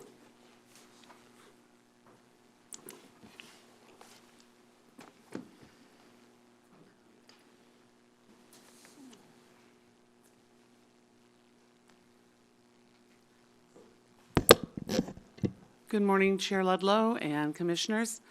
I came just to say thank you today.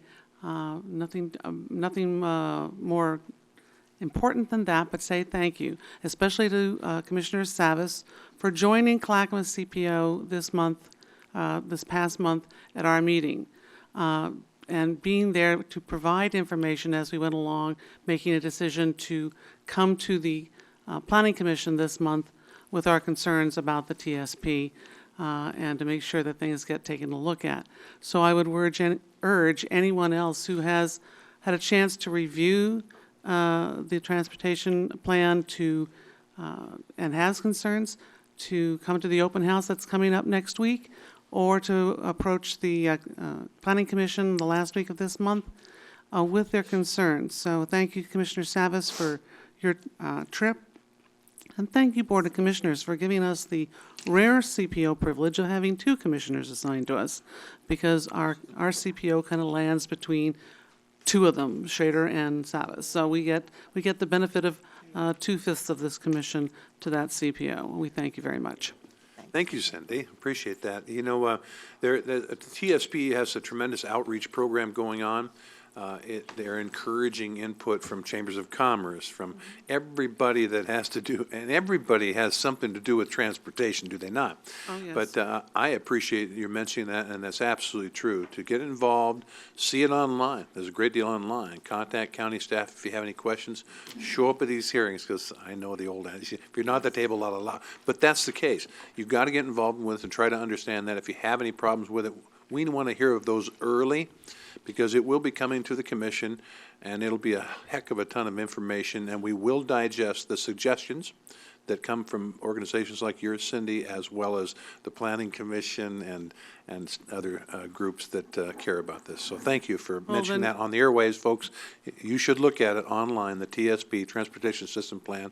It's a long time making, and it lasts for a long time as well, so do get involved and come to that. Cindy? Well, then this is my early notice to y'all that there is a concern from Clackamas CPO, so that you can watch for it. That we want to make sure that there are sidewalks to and from the schools in our CPO area. We know it's on the list. We want to make sure the priority has been assigned right. Thank you. Thank you. You know, as in most cases with the county, there is a limited amount of resources, and that will be, the assigning of the priorities, the 5-year CIPs, capital improvement plans, everything is all about the money. There's a long, long list that our staff could easily generate of necessary things to be done, and that list will be before us, and then we have to prioritize about what we can pay for. I think the projections are out there for, oh my gosh, can't even remember, the next 20 years is like $450 million, and that's going to be pretty tough to achieve in this county, but we'll see what we can do. That was our final communication from the public. There are no discussion items this week, and we are on to the consent agenda. I'll ask the clerk to read the consent agenda by title. Okay, the consent agenda. Under Health, Housing, and Human Services, a board order approving the mental health director's designee to authorize a custody hold under ORS 426233, approval of an agency services contract with Clackamas Women's Services for shelter and crisis services to domestic violence victims, approval of a construction contract between Clackamas County Health, Housing, and Human Services, Community Development Division, and Elting Northwest for the Kellogg Avenue Street Improvement Project, approval of an interagency amendment number 1 between Community Development and the Department of Transportation and Development for the Kellogg Avenue Street Improvement Project, approval of an intergovernmental agreement with the State of Oregon Department of Human Services, Children, Adult and Families Division for alcohol and drug screening and case management services. Under the Department of Transportation and Development, a board order adopting the vacation of 27th Place in Milwaukee Park, plat number 155. Under the elected officials, approval of previous business meeting minutes, approval of an intergovernmental agreement between Clackamas County District Attorney's Office and Multnomah County, and approval of a local grant agreement between Clackamas County District Attorney's Office and the Children's Center. And that concludes the consent agenda. All right. Do the commissioners want to remove or pull any items from the consent agenda? Your mic. Well, let me finish with that first. Is there any commissioners that want to remove or pull? I was going to, Chair, just to clarify, I was going to pull agenda item B1, but we had good discussion on that, and I think the cause and purpose was served, so we'll move forward. Thank you, Commissioner Savas. Now, Commissioner Bernard. My mic wasn't on, so it didn't count. So I move approval of the consent agenda. Second. Motion to approve the consent agenda was made by Commissioner Bernard, seconded by Commissioner Schrader. Any further discussion? I'll ask the clerk to take the poll. Commissioner Smith? Aye. Commissioner Schrader? Aye. Commissioner Bernard? Aye. Commissioner Savas? Aye. Chair Ludlow? Aye, passes 5-0. It's time for the county administrator update. Yes, I have several items for you, Mr. Chair and members of the commission. The first is good news to share with you. So in 2003, The county issued almost $6.4 million in full faith and credit obligations to help purchase and develop the Stone Creek Golf Course. And, you know, concomitant with that, we have our working forest lands to help support our parks operations, where we put together timber sales that raise funds that help to defray the cost of parks operations. It's part of I think, an enterprise effort to make sure that we don't rely on general funds to help support those activities. Well, I'm happy to say, and this is in reliance upon prior board action, to accelerate some sales from our working forest lands, to generate dollars to help stabilize our parks reserves, but also to try to save money to help proceed with accelerating the retirement of that particular debt. And so what we've been able to accomplish as a result of that is to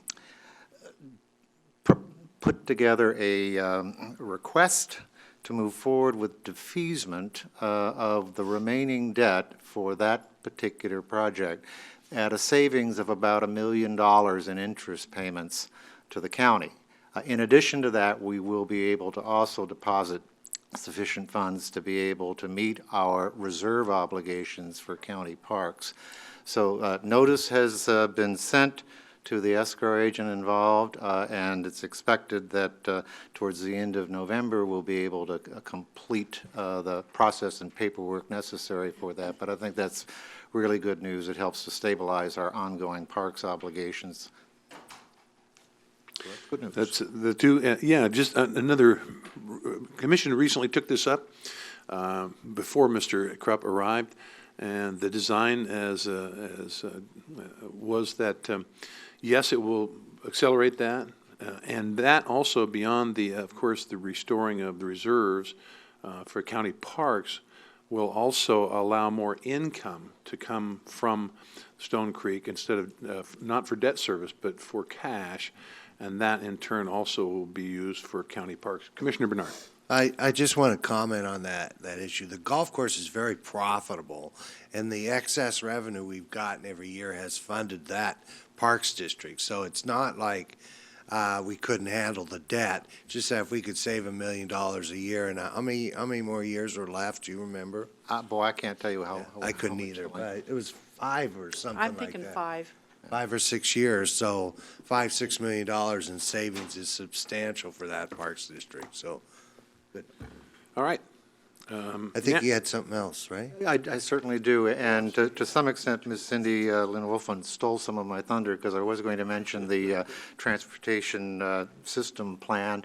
I'll go ahead and repeat a part of what I was going to say because I think this is something that always bears repeating.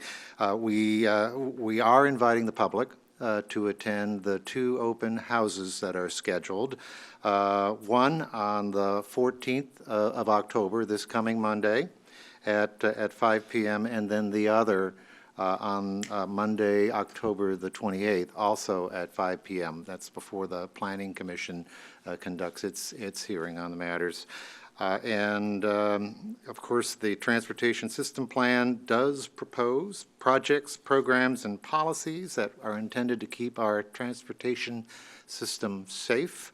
And the plan includes some 300 proposed projects for consideration over the next 20 years that include roads, bridges, sidewalks, and bikeways.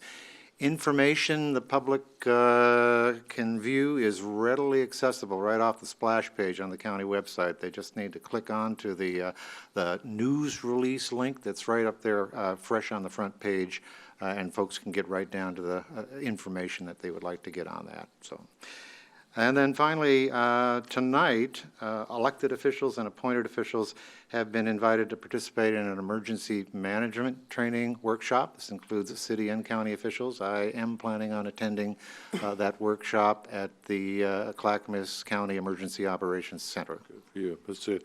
It's an awe-inspiring system, very complicated, and for a lot of the commissioners, we are going to the NAMI dinner tonight, so we won't be able to go to that, but I appreciate that you're going there. Anyway, I've got to go now to Commissioners' Communications. Commissioner Savas. Thank you, Chair Ludlow. I do want to mention this morning, just to get some of the stuff out of the way, attended our JPAC meeting this morning. There were a few things on the agenda. You might want to, for the watching public, give us what the abbreviation means, Paul. Oh, yeah, All the these acronyms. JPAC is a subcommittee of Metro, and it stands for the Joint Policy Advisory Commission on Transportation. Thank you. But this morning was basically, there's a kind of a conceptual plan, not a detailed plan, but a conceptual plan for the Southwest Corridor, Barber Boulevard, 99W, and there's no cost or figures in there, but there is a substantial number of projects that are contained in there. The JPAC supported that, moving forward with further analysis and detail. And I advocated that they take a hard look on, at least on the high-capacity transit element of that, take a hard look at BRT, Bus Rapid Transit. It's made several advances, and with the advent of even electrifying some of those with batteries and so forth, that there's a lot of opportunity to do that, and at a substantial cost savings. And knowing there's really limited resources, and I stated this morning, there's just really limited resources for transportation, and saving money in that area opens up more resources for other transportation needs, such as highways and sidewalks and other safety issues. The other thing that came up today was the approval of the long-standing MTIP process we've gone through, regional flexible funds. We've been several elements of that. It's been divvied up into different segments and areas, and previous commissioners and myself and this board has supported elements of that. We gave final approval of that. It's about $142 million spent in the region. That went to things like buses, highway projects, freight projects, sidewalk projects, the study over the bridge, over the trolley trail, or the trolley trail over the Clackamas River, just projects all around the region. And I think there were some well thought out projects and a lot of rigorous public involvement. I would like to bring to the attention to the board, and hopefully perhaps on the agenda to set, is some discussion. They are working on a draft of the MAP 21 stuff, which is statewide, basically a statewide involvement. We did input this morning on that. We voted to strike a suggestion, and there was a unanimous vote to support that, vote to strike the federal vehicle registration fee. I think I argue that it would be beneficial to, it's hard when the federal government takes our tax dollars, we got to lobby and wrestle to try to get them back, and sometimes we don't always get them back. Administration costs sometimes absorb a lot of that. So fortunately, the JPAC group supported that, but I would like to get that on the agenda to talk about, because we did, it's going to move on in the process, and there's still opportunity for refinement of that. Federal, not 21 is federal. Yeah, federal, and so that's my update as far as the JPAC meeting this morning. I did want to briefly just touch on, was mentioned today when we talked about the boat ramp, that there was consensus, and I think apparently consensus means, or has been titled in 3 different ways: consensus, perhaps majority consensus, or perhaps unanimous consensus. And whether it was yesterday, or whether it was Tuesday of this week, or whether it was August 15th, I think we need to clarify what consensus is. So I would differ as to the interpretation of what unanimous consent was on August 15th versus what consensus was. And, yesterday was a great example of having some consensus, but it wasn't unanimous. Nonetheless, we are, and I think one of my colleagues mentioned earlier, we are really the stewards of the public's money. We are the watchdogs. And last week we had a discussion about districts and our role in districts as commissioners, and perhaps my previous experience in spending years in special districts and my background gave me a different perspective perhaps, but I really take it, I guess, seriously. That's not to say my colleagues here on the dais do not, but maybe I just take it more seriously, or different, but whatever that may be, I think it's really important that we focus. I know, for example, Tuesday we talked about ambulance services, we have a contract. We've been working on this RFP for a long time. It's near completion. We've been able to, I think, get over 20% or about 20%, over $200, that's the word I was looking for, over $200 savings for every ambulance ride. And the people that are subject to the full-blown rate are really the people that are uninsured. And that's a huge cost savings. I've received input from people who had to pay that and want to know why it's so high. So we have an opportunity, and I hope the sooner the better, to pass those savings on, approve that after we do our rigorous work, but approve that to save our folks money. We spent a lot of time on that. And I mentioned Tuesday in the meeting that how important it was to, take attention to detail, and my colleagues have, to put a lot of detail and questions, responsible questions as to the ambulance contract. But the next agenda item was wastewater, and our staff gave us I would say about 100,000-foot flyover of something that basically boils to one district seeing a quadruple of their SDC rates, and in one district, a doubling of their rates. And I take that really seriously. And I wish we could have spent more time to find out what exactly is contained. Why are we have to raise those rates so high, and what were the details in that? And that's the kind of stewardship, that is the kind of watchdog kind of work I want to do. And I'm hoping that we can find out, granted, we were informed they're going to be raised, and we have a rough idea that it's going to be about capacity for growth in the future. It's going to be about solids handling this or that. But why is it so high? And at Oak Lodge Sanitary, when I raised those kinds of questions, we were able to, and we were posed with, we need to raise the rates, and it's going to be this much, and the project's going to be this many $100 million. I said, well, let's take a deeper look. And by taking that deeper look and drilling down, and that's what I'm asking my colleagues to consider, drilling down, we cut that project estimate in half, from $100 million to $50 million. That's the kind of work I want to do, and I want to be able to do it here. And I hope my colleagues will join me and not just accept the fact that staff recommends that we go out and signal to our partners that we're going to quadruple their SDC rate from $2,000 in 20 to perhaps up to $8,000, which is a quadruple. And the CCSD1 to take that rate of $6,600 and double that maybe to $12,000. I mean, those are significant numbers, and that's the kind of work I would really like to drill down deeper and get those details. So that's what I have for today. Commissioner Schrader. Okay, thank you for that, Commissioner Savas. I think we all appreciate your fiscal, at least I do, you're drilling down to ask those questions, and I think this board is absolutely going to be doing that, because I think that we love and respect our staff, but it's our job to ask those tough questions of people. With that, let me tell you a little bit about what I've been doing this week. I did cross the border into the Portland bubble, and I had conversations with the, I know, well, you sent me there because I had to go to MPAC, which for everybody's Now tell us what MPAC MPAC stands is, I'm to do the Metro Policy Advisory Committee, and essentially it is similar to JPAC, except we deal largely with land use issues and parks issues and all those kinds of good things. And we did approve unanimously yesterday the Southwest Corridor Plan, recommended that to the Metro Council to go ahead and support that plan. It is a larger investment strategy. It really does not affect the bulk of Clackamas County. A tiny section of the Lake Oswego area is included in that discussion, and my understanding is that we did have a city councilor from Lake Oswego who did serve on that on the steering committee to help pull together that recommendation. The other thing that was very interesting is it was looking at how distressed community, the Cully community in the neighborhood in, I believe, northwest, no, I think it was southwest Portland. I don't know, I have to look. The map wasn't actually, frankly not all that clear, but the gist of it is how these folks banded together in order to pull together a community park and what that involves. So I hope to bring that information back to my colleagues as we move forward with parks development, that maybe there are some other creative ways to get some funding. So I thought that was actually appropriate for me to be there.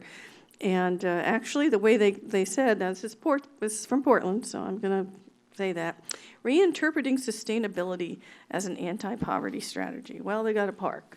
So I think it's great. That's great how they term it, but there's a park involved, and that's what I was interested in.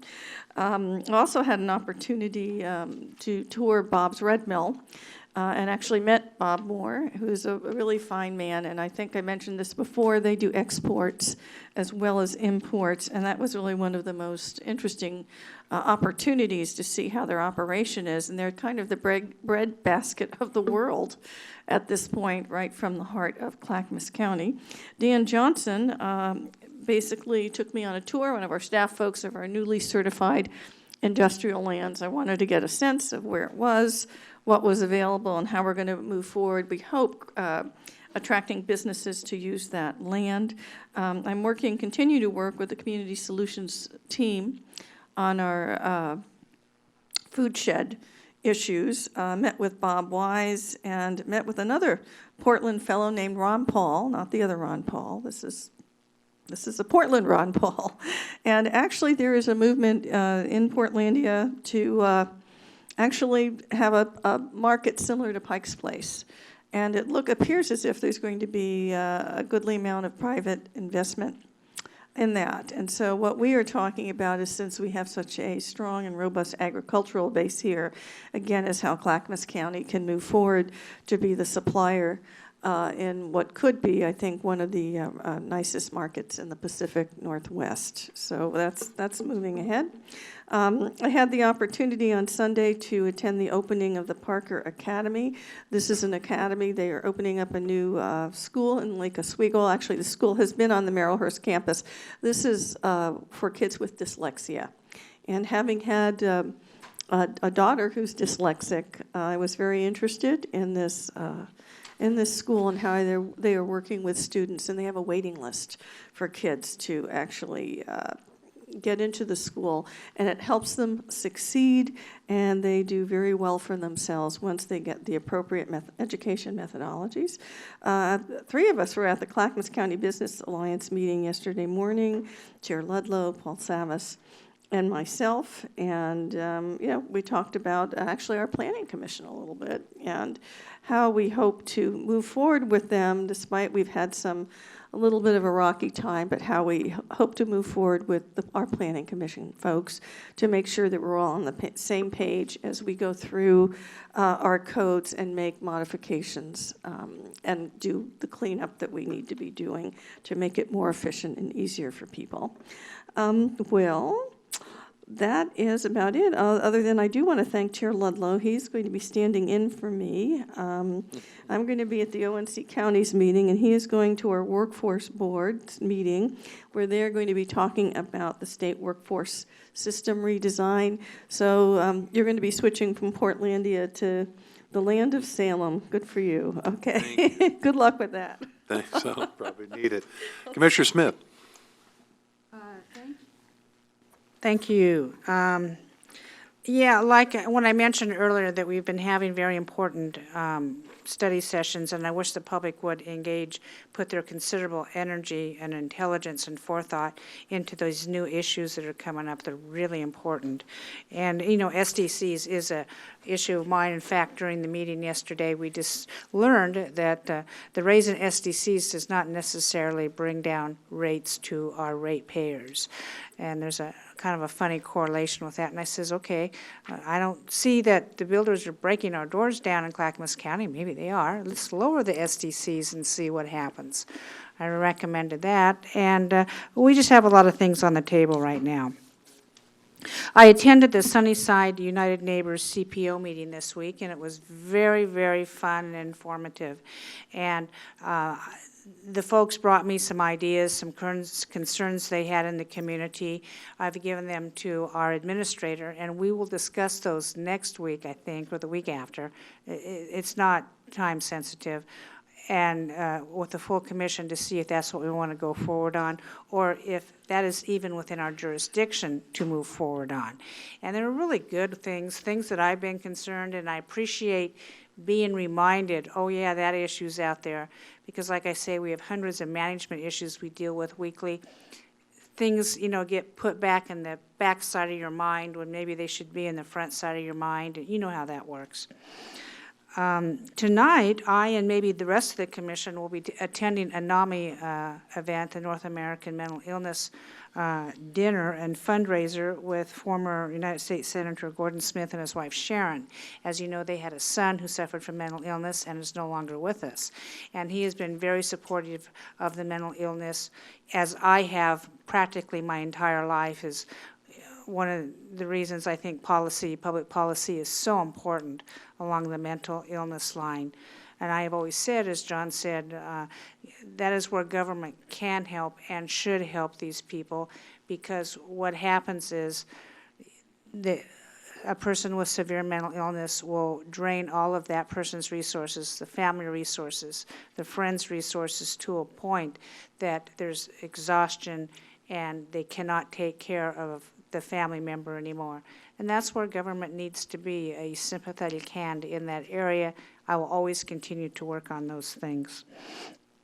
We are reviewing the ambulance contract, which affects all people who live in Clackamas County and maybe beyond. That's a very, very important policy decision that we'll be making.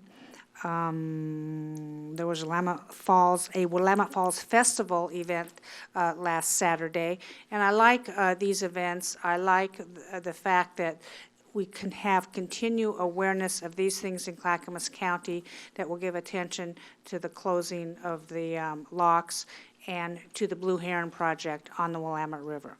So that's about it for me, and thank you. Thank you. Commissioner Bernard.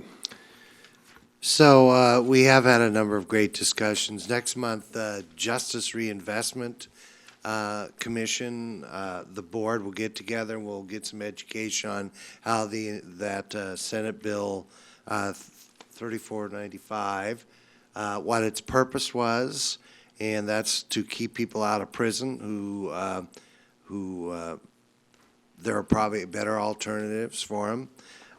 So that starts, that I think is Tuesday of next week.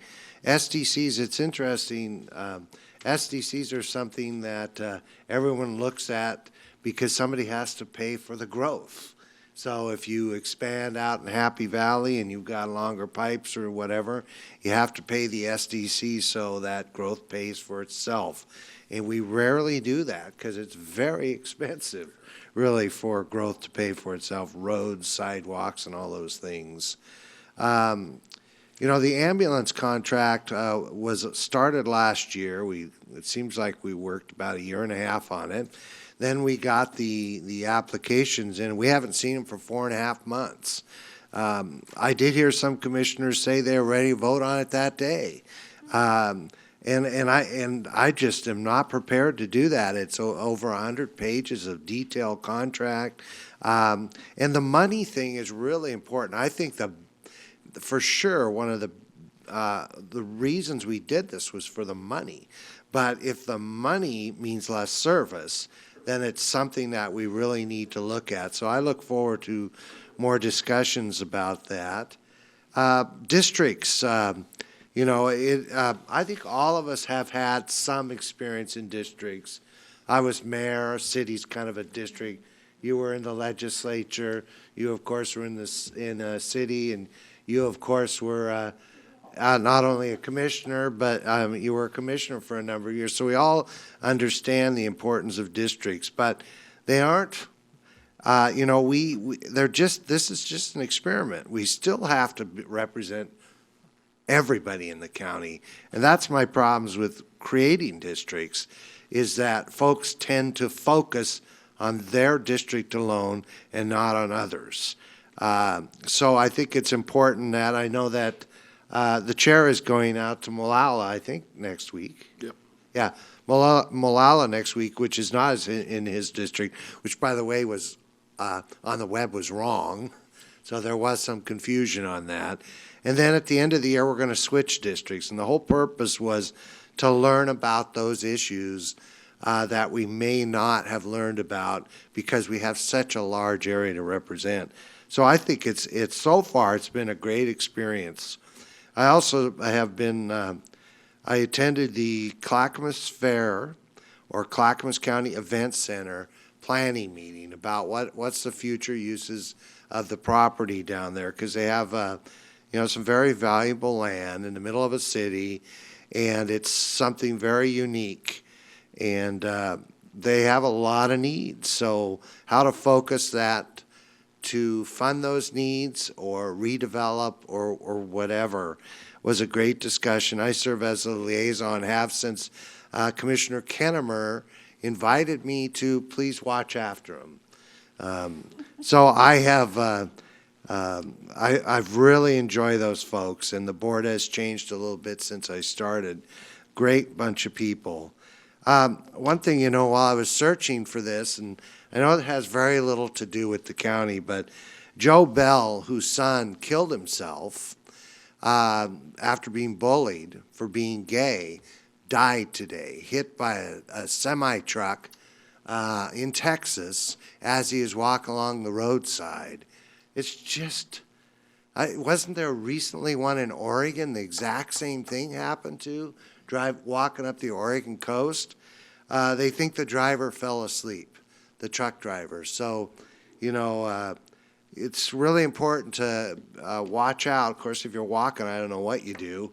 But a few years ago, my wife noticed a semi-truck coming across the freeway, jumping over the center, and drove over the top of a car. And as they're sitting there waiting for people to get together, some guy walks up and says, well, God told me to run into that truck and to kill himself. So my wife walked over to the cop and said, you know, I told the sheriff what that guy had just told her. And so, you know, you got to be aware, and it's not always you, even though sometimes the police think I'm speeding. Sometimes, huh? Sometimes. But so please be safe out there and watch out for others. Thank you.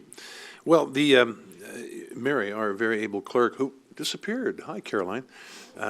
She gives me a little reminder of what needs to be announced every week, and the transportation system plan has been well vetted or discussed here and reminded of people. Our next and last calendar year town hall meeting will be November 12th, sponsored by the Oak Grove Community Council. Location is Rose Villa, 13505 Southeast River Road, Milwaukee, from 7 to 8:30 p.m. And there's plenty of parking there, I'm glad to say, for people. Real quickly, you know, we did talk yesterday about the road maintenance and how we're going to grab a hold of that issue and do something. I've said it before, and every time the county public is polled, they always say that number one is public safety. Now, public safety comes in a lot of forms, from the DA and juvenile and community corrections, and certainly the sheriffs with boots on the road. But the bottom line is that we are down around $17 million a year just to maintain our roads in about 60% adequacy rating. Now, that's just to maintain, not to build new ones, not to do capital projects, just to maintain. We don't have nearly that much money, and it's time we really grabbed a hold of that. A great discussion yesterday that will lead to an additional 1 or 2 study sessions. But that was a very good discussion yesterday, and a long one. Let me just mention to you what consensus is or is not. In these study and work sessions, I listen to all the commissioners, so does everybody else, including the staff. And at the end of the discussion, I say, well, it sounds like there's a consensus to do the following. If the commissioners have objections to that, they can raise that.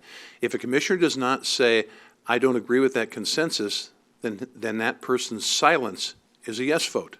That's just the way meetings are run, and Robert's rule says. And so unless a commissioner specifically says, I disagree, then it'll be consensus.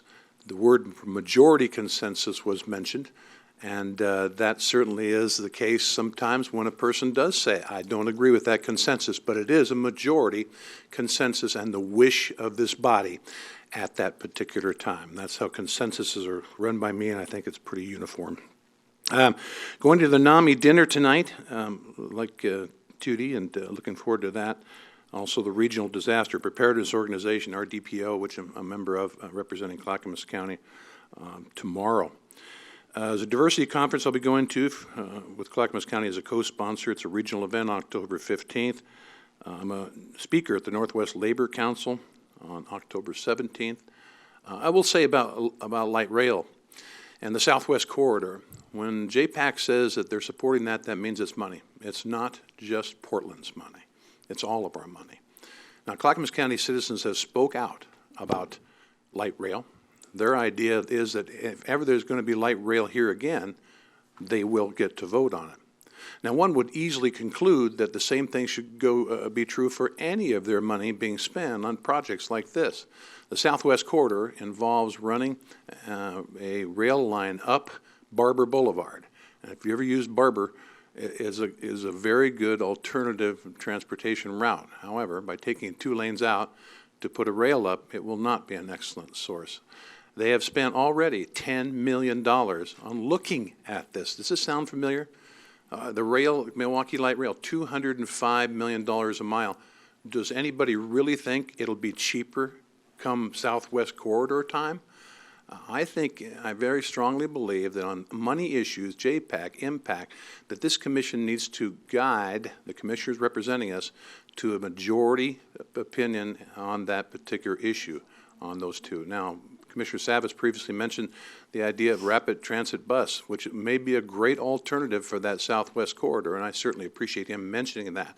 But again, when it comes to money matters, and this is money the taxpayers here in this county contribute through Metro, as well as federal flex funds, I certainly understand that, but in a sense, that's our money too. Federal flex funds are our money. A portion of it is Clackamas County's money. And so the continued folly known as light rail will evidently continue as guided by downtown Portland. So that is the conclusion of everything I have to say today, I think, and unless there's any other further business before this commission. Just a quick comment. Yeah. With the Southwest Corridor, that includes the bus rapid transit. It's a big piece of that. Yeah, I just want to clarify, Chair Ludlow, that there is no plan, there is no decision. It's no light rail. It's and actually this document, which is quite thick, I think only mentions it once and spends more time talking about BRT. So that discussion will occur, and those expenditures will be sorted out, and hopefully they'll take the low-cost alternative. But no decision as of that. It's a conceptual plan, and 99% of what is in the material is things like roads, access roads, neighborhood roads, arterials, parks, sidewalks, and so forth. So it's not just there's no public monies that have been determined for any of those projects whatsoever. Well, the public money has already been spent, again, $10 million on the study. Now, if you don't think light rail is still here and still going to be pushed upon us, look at the Columbia River crossing, folks. It comes to a stop for river traffic, for everybody else, all because we just have to have light rail, whether Clark County likes it or not. I'm getting off on a vein here. I'm going to let it go. And ladies and gentlemen, I appreciate you showing up here and talking to us today. And for those of you watching out there, we'll see you next week. This meeting is adjourned.